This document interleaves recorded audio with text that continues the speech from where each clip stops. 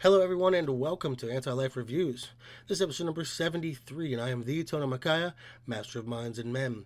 After a long 5-week month where I looked at all of the original Annihilation, I cool things down a little bit, not just this week, but all month, as I have something a little easier for you and me. Today I look at Rick and Morty Go to Hell, published by Oni Press, who seem to have the rights to these characters, and came out June 2020 to October 2020.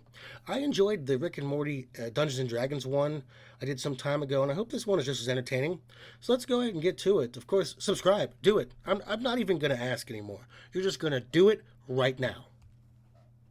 Writers and artists on this. The writer is Ryan Ferrer. Ferrer? I don't know. Not super familiar with him. I read some of Rat Queens and his take on Jim Henson's Labyrinth, both of which were serviceable at best, but nothing that blew my mind. Working within the constraints of an IP like this, it's going to be hit or miss for him. Artist is Costanza Orozo? I don't know. George is Hispanic cousin, interesting artist. I like his art. I'm not sure if he is appropriate for this work. Of course, he should be working the house style with references, so it might be a moot point. He's a Berserk fan, so he's on my nice list. Issue 1, Rick and Morty end up in hell, obviously, along with Jerry, Summer, and Beth, but no one has any idea how they got there.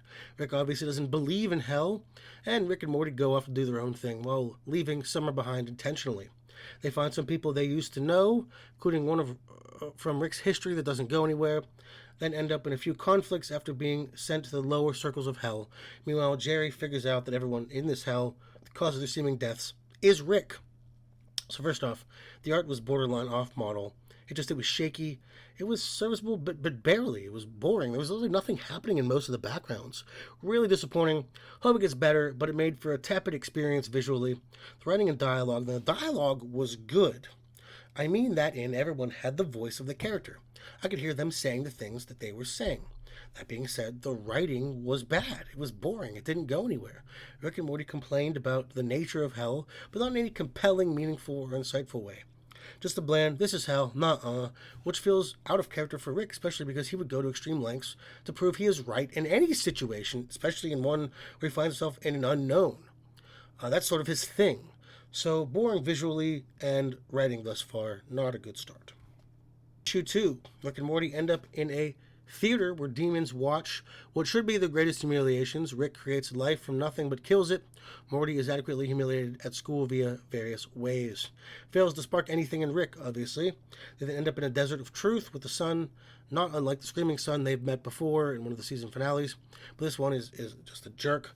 Meanwhile, they are turned to bone but make it through the desert and are on to the next trial.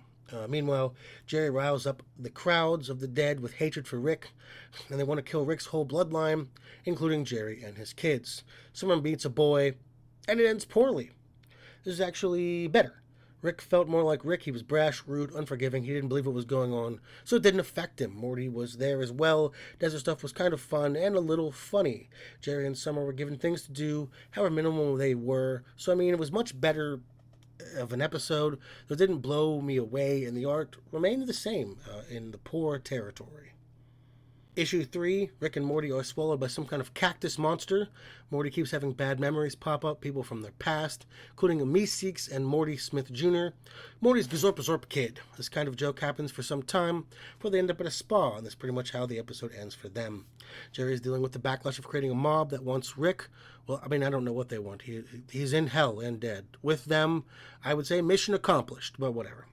We find some people here that Rick actually helped, but it's too late to stop the mutiny Jerry created. This was essentially useless. Rick and Morty didn't do anything but wander. Jerry can't stop something we knew he couldn't stop last issue, and nothing has grown, resolved, or even moved along. We get that Rick isn't told piece of shit from 3 people who said he helped them. Fine. I question the Meeseeks and Morty Jr. showing up, as they are all supposed to be fine. The Meeseeks, it's established the Meeseeks love being dead. It's their favorite thing to live shortly, accomplish a task, and then die, like we should all hope. But that's their gimmick. I don't buy them being like, you abused us. No, he used them for exactly what they were designed for.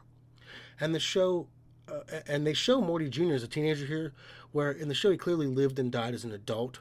Because Zorpians live shorter lifespans, so we saw him have a book about Morty when he was older.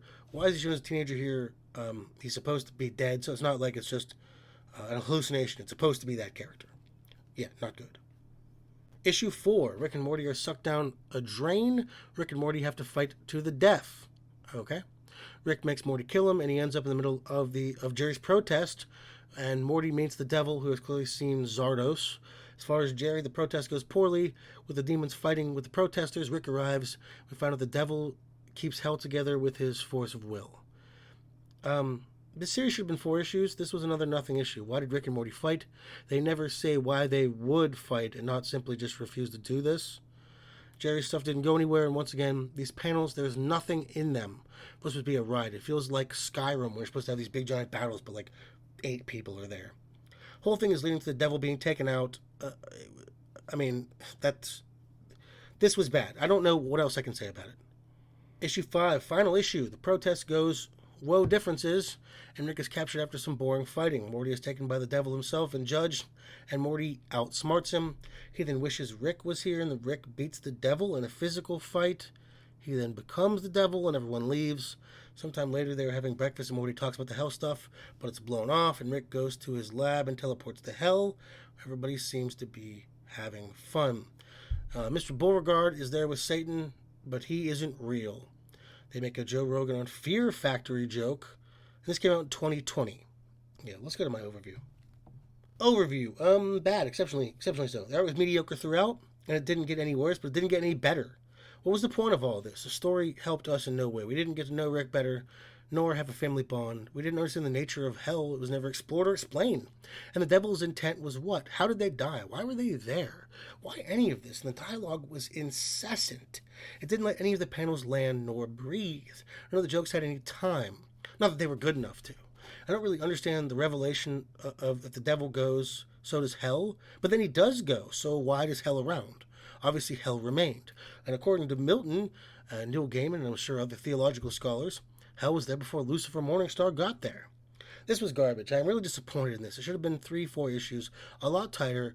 I would have made it so the trials were the focus, with Rick using everything he can to avoid learning anything from them.